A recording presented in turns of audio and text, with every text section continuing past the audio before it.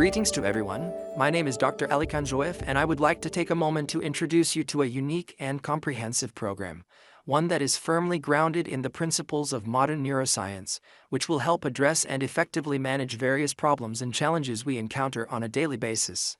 Eye strain, neck tension, back pain, dizziness, fatigue, sleep disturbances, and essentially, the ongoing effects of chronic stress. The program includes various types of exercises. These include various forms of vestibular stimulation, visual stimulation, as well as different types of mobilizations that are specifically designed to improve our proprioception and enhance our internal body map. This comprehensive program is very easy to do at home, in the office, or virtually anywhere you find yourself, and it takes only about 10 to 15 minutes of your time during the day. Indeed, it's a relatively short period of time that can truly help you feel better, increase your sense of well-being, and significantly improve your overall quality of life.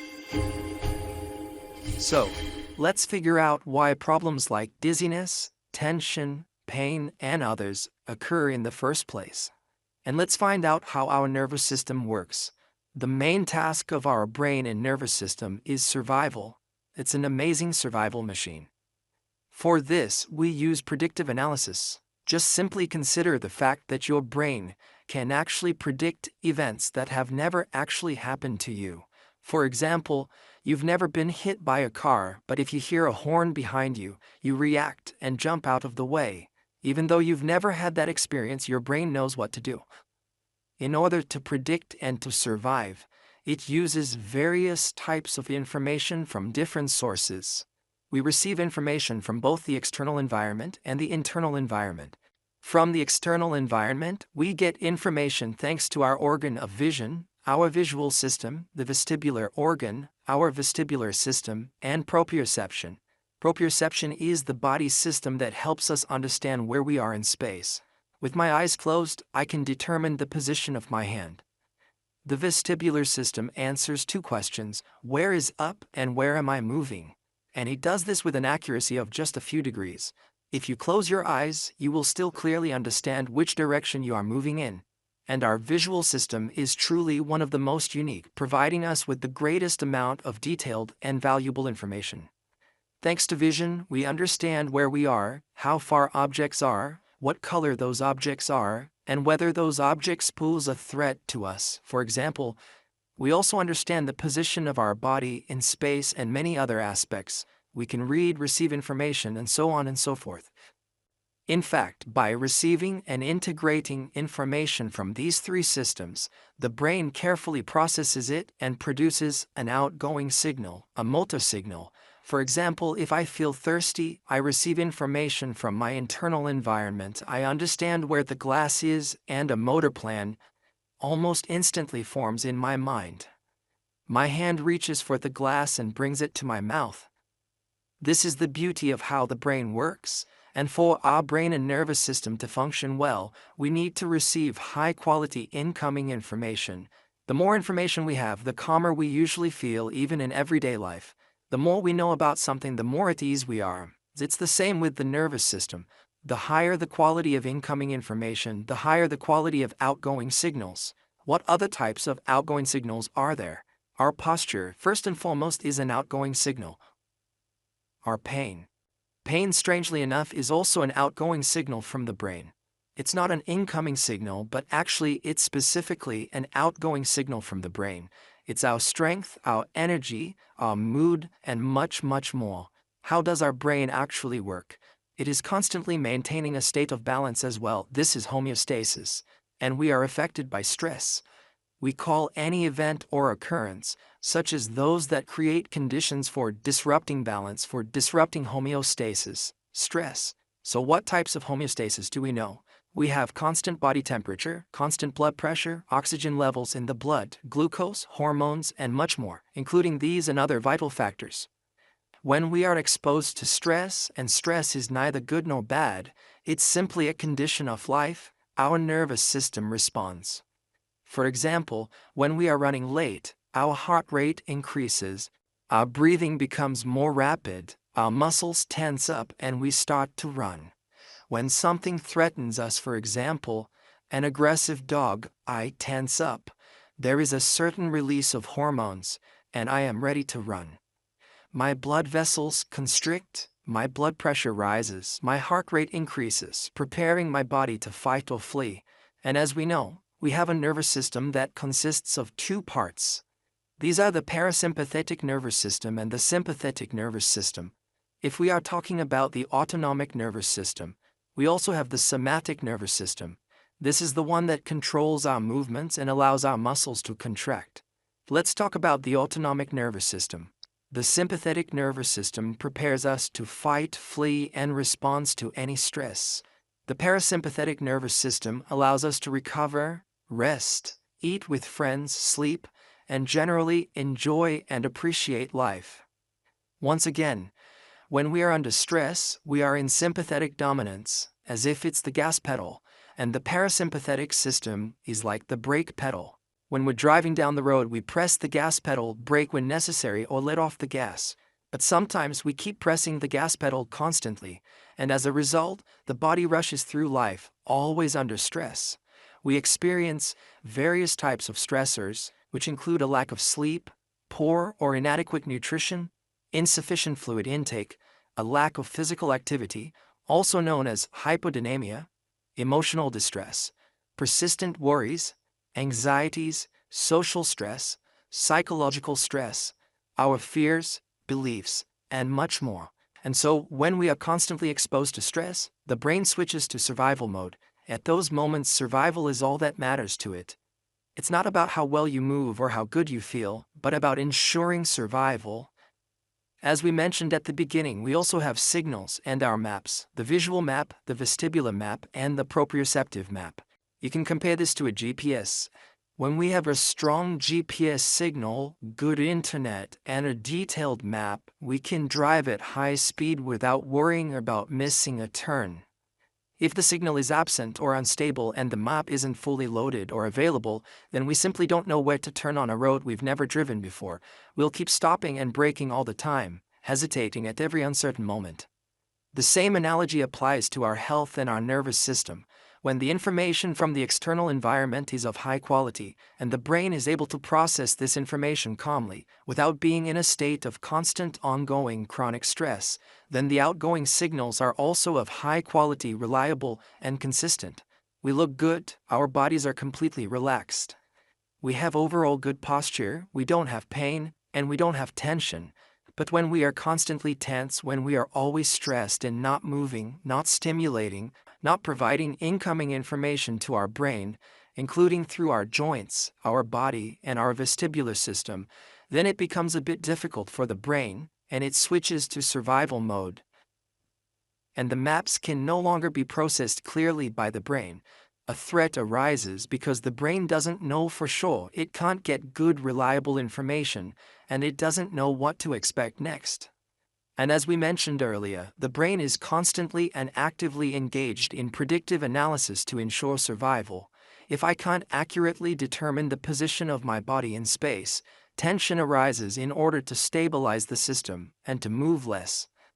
As a threat, imagine you're walking down the street and a cyclist is speeding toward you. I see an object quickly approaching, and let's say I can't tell for sure whether it's going to hit me or not. My body is already preparing itself, it's tensed up for the impact.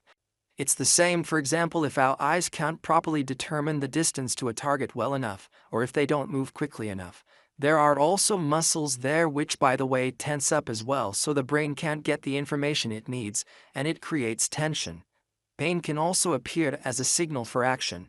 Pain is a signal for action, it's not an incoming signal. Pain is often created and generated, usually and typically, in order to ensure that we ultimately take some kind of action. For example, if you injure your leg, the action we take is to avoid stepping on that leg, to prevent further damage. To draw the conclusion that, for instance, you shouldn't have walked there barefoot. And it's also necessary to seek help, yes. In other words, pain creates conditions for us to take action. It doesn't harm us, and it doesn't always even indicate an injury, and pain is always associated with a high level of stress. This is actually our body's alarm system. Our body has a very complex signaling system that reacts to any potential dangers. Our program allows us to create conditions to improve the quality of incoming signals. These are called afferents. We stimulate the brain, create conditions for neurons to be active, and this is also an important aspect of overall health and well-being. Because in order for the brain to be healthy, two conditions must be met. First, neurons must be active. Second, they must be supplied with fuel. The fuel for our neurons is a constant level of glucose and oxygen, but our breathing changes, and we might not eat or might eat poorly. And the second thing, there must be activity. Remember yourself as a child. We moved a lot, tumbled, jumped. You played, you stimulated your brain, and because of that you developed. Your body developed coordination, agility, balance, and other aspects of our physical health. But as we get older, we tend to move less, we play less, and we create less activity in our daily lives. In general, we become more sedentary and experience a lot of stress. Our neurons gradually begin to degrade, and our brain doesn't receive the full amount of information it needs, and as a result, the outgoing signals also become noticeably worse, and we feel tension or discomfort. For example, if our eyes are unable to perform quick, precise movements, and they can't, if you spend several hours a day just staring at a screen. Imagine a bag that you carry on a bent arm. If I walk around with a bag on my arm for 5 hours, by the evening I won't be able to straighten that bag. Oh, I mean that arm, sorry. And here it's important to remember that the eyes also have muscles. If I keep looking at the same spot all the time, the muscles become overworked and overstrained, and they won't be able to provide the necessary and precise eye movements needed to quickly react to any danger. I go outside after work, there are a lot of people, a lot of cars, things are flashing by. My eyes react to these signals, but my brain perceives it as danger on the periphery. All the time, things are flickering around, I get tense, and for example, I might feel a panic attack in a crowd or on the street, or just discomfort when I'm outside. Also, we sit all day, and our vestibular system doesn't get the stimulation it needs. And for example, when we go up the stairs, climb somewhere or ride in a car, what happens then? Information from our vision, from the vestibular organ, and from the neck, they don't match up. In the brain, this first causes tension and then possibly even nausea. Why does nausea occur at all? Because the visual system doesn't transmit the same information as the vestibular system. Normally, when we turn our head, the movement is compensated by the eyes moving in the opposite direction. For this, we need to have strong eye muscles. The same goes for dizziness. When our brain can't match up the information, dizziness occurs because it's a threat response. So we will focus on improving the quality of afferent signals and fine-tuning the maps of our body. This way, to truly and genuinely become an athlete, to really become a driver, to actually take the driver's seat in our lives, to control our reactions, to feel great, and to experience lightness in our bodies. We will start with some simple relaxation techniques, so that our body can effectively perform the necessary actions, and so that we can feel even more at ease and comfortable. How can we relax, especially when we are under stress? First of all, our breathing. As we already know, our breathing pattern changes when we're stressed. We start to breathe more frequently, shifting to the upper part of the chest. And we use auxiliary muscles. Neck muscles, by the way. Very often that's exactly why we feel tension in the neck. When our neck is tense, our vestibular and visual systems, along with the proprioceptive system, are also unable to provide quality information. That's why we start with relaxation and begin with techniques for the neck. Let's learn how to relax. First of all, this can be a simple breathing technique. I'm not going to show you anything supernatural here. I'll just recommend that you do the following exercise. We place one hand on the chest and the other on the abdomen. Try to make sure that the hand on your chest doesn't move, and only the hand on your abdomen moves. And we do a very simple exercise. We inhale to a count of 5 and exhale to a count of 5. That is 5 seconds to inhale, 5 seconds to exhale, counting silently to yourself.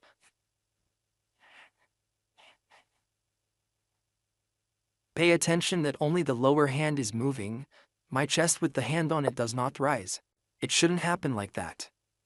So we don't do it that way. Only the lower hand should move. I generate pressure, inhale, and slowly exhale through my nose.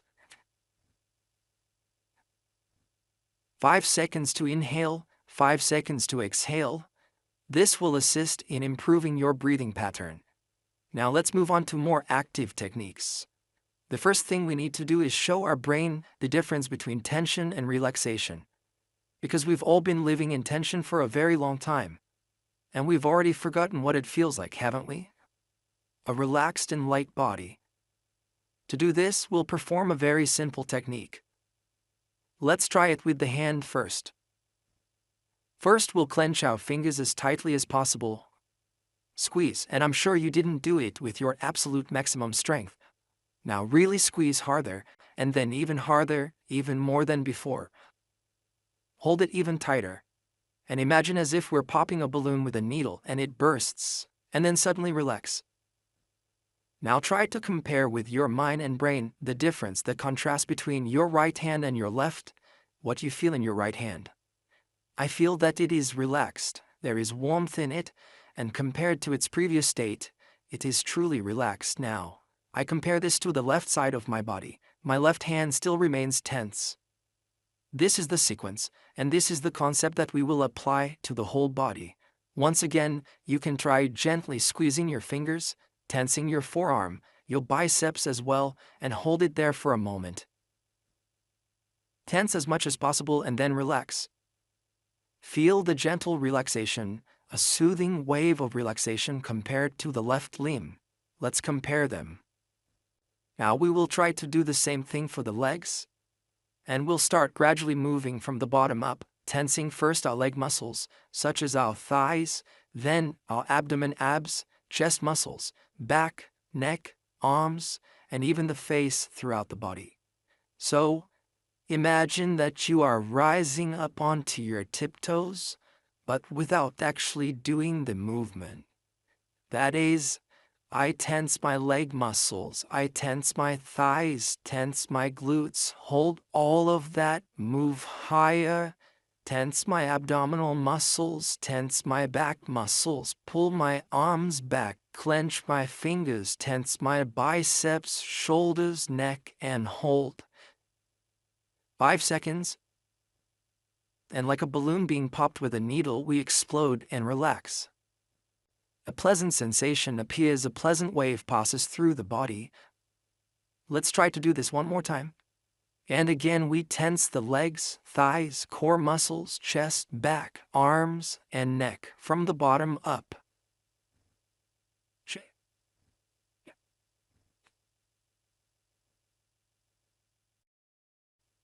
And relax. A gentle, light feeling of relaxation now gradually begins to take over your body. You can do this a third time. Once more, from the bottom up, maximum tension. By the way, you can add the face as well. Close your eyes. Squeeze your eyes shut. Press your lips together. And relax as well. Once again from the bottom up. Legs, thighs, abdominal muscles, chest muscles, the muscles of the back, the arms, the shoulders, the neck, and the face. Relax. Now we can say that there is a difference and we understand it. What a relaxed body is and what a tense one is. Another technique that will help us achieve the long-awaited relaxation is a breathing technique. So we take a calm breath in through the nose. Inhale fully to the maximum, including completely filling the chest slowly. And when I have inhaled completely, I then take in even more air through my mouth, making sure to fill my lungs as much as possible.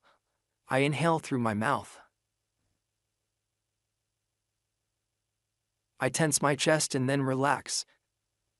So our task is to inflate ourselves like a balloon and then sharply deflate. We inhale deeply. Inhale also through the mouth. Additionally, we tense up and then sharply relax, and a subtle and gentle relaxation appears, a pleasant and soothing sensation. We can do 2, 3, or 4 repetitions. In principle, more is not necessary. 3 repetitions of the tension technique. This is known as progressive muscle relaxation, where we proceed step by step, carefully tensing each individual muscle group and then gradually relaxing them. In addition, we also use a helpful breathing technique. Now next we move on to our neck. Perhaps it's already feeling a little bit better, but let's give it some direct, focused attention and perform a gentle mobilization technique specifically for our neck. Mobilization consists of creating movement in our neck, thereby gently and slowly stimulating various receptors. The receptors of our spine, our muscles, ligaments, and so on. Let's start by doing a gentle stretch. To do this, I carefully and very slowly retract my head backward, that is, I move my head back in a deliberate and controlled manner. I gently bend my cervical spine and feel a pleasant, soothing, stretching sensation in my neck and upper back, in the area of the occiput and the back of the neck. From this position, I begin to turn to the left, to the right. Oscillations, gentle and slight small movements. And I can also do a slight nodding movement, sometimes moving my head up and down in a motion.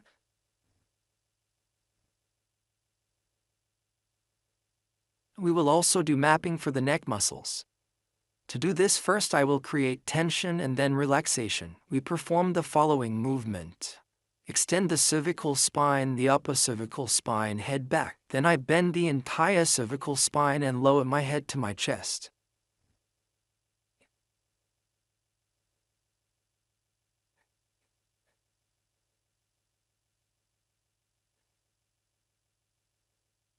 It feels as if my head is pushed forward. My suboccipital muscles are contracted right now. I feel a strong tension. I gently push my head even further forward and then slowly turn to the left, turn to the right, turn to the left, and turn to the right. I feel a strong contraction, that's enough. Now we move on to stretching. To do this, I carefully and slowly extend the entire cervical spine from the base and gently flex the upper cervical spine, lengthening the back of the neck. And now, just like in the previous exercise, I turn my head left and right, achieving a stretch. I can tilt my head to the left and to the right. And if I feel more tension on the right specifically, then I work a bit more on the right side for a while. Nod your head down. I feel a pleasant stretch. I can tilt my head to the right. In this position, you can also comfortably focus your attention on the left side. And one more exercise for our neck muscles. This exercise specifically targets the sternocleidomastoid muscle, which is located along the side of your neck. These muscles are very often tense, mainly because we tend to sit in a caveman position for extended periods, at the computer, in front of screens, and so on. For this, we will perform the following sequence. We place our fingers at the beginning and end of this muscle. That's the area behind the ear and the area near the collarbone here. I imagine how I want to connect these points, or on the contrary, separate them. What does this muscle do? What movement does it perform? First, it turns the head slowly to the left. The right muscle turns the head to the left. I gently turn my head to the left and feel the tension in this muscle, and I try to achieve maximum tension. 7 out of 10. Next, my task is to tilt my head so that my right ear moves toward my chest and achieve even greater contraction. And my fingers move closer together, and I imagine how I am connecting them, intensifying the contraction. 7 out of 10. And then, through pursed lips, I take a breath mainly into my chest, trying to lift my chest up and contract this muscle.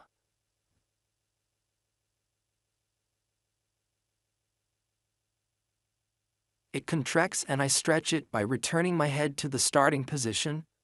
Let's do it one more time. Turn your head, feel the maximum tension. Tilt your head and take a deep inhale. I feel a strong contraction, stretch, and relax. Do the same for the left side. Turn to the right. Tilt and slowly inhale through pursed lips. Return to the starting position. Let's repeat it one more time. Turn, tilt, inhale. I return to the starting position. I relax, taking a deep breath, and once again carefully analyze how I feel. And you can always check something if you need to. For example, we can gently assess the range of motion. We can slowly turn our head to the left, and then we can turn it to the right. And finally, compare how we feel now. Has it become easier, simpler? As the range of motion increased, has relaxation appeared? I hope you feel just a little bit better and that your body has become even more relaxed. And this is just the beginning.